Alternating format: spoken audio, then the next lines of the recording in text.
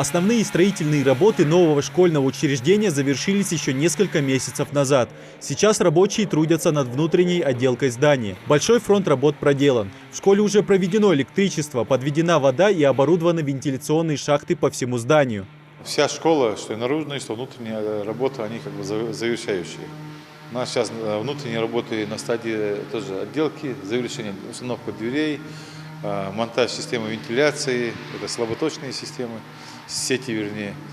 Электромонтаж тоже закончен, монтаж электропроводки вернее, тоже закончен. Ну, в принципе, уже подготовились, делаем подготовку для завоза оборудования. Это же парты, кухонное оборудование. Строительство школьного учреждения, рассчитанного на 720 мест, проходит по линии регионального Минстроя. 3 этажа, порядка 30 аудиторий вместимостью 24 человека, огромный актовый зал и 2 лифта. Школа обещает обеспечить полный простор для ученического процесса.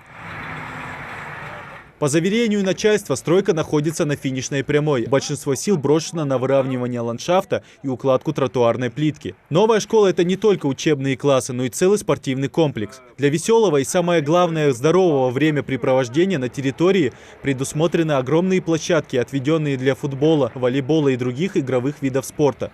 Перед тем, как возвести новое строение, рабочим пришлось потрудиться, ведь участок, выделенный под стройку, находится на возвышенности. Это называется организация рельефа. Выводим под проектную отметку, площадки под проектную отметку.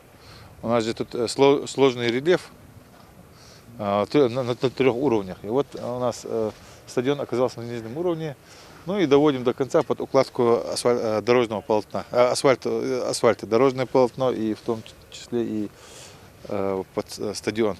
Строительство идет с опережением графика. Еще несколько недель и объект будет сдан. Совсем скоро назрановские школьники смогут посещать новую школу, не тратя много сил и времени на дорогу. Общеобразовательное учреждение находится в шаговой доступности. Идрис Ижиев, Ахмед Гандаров, Новости 24.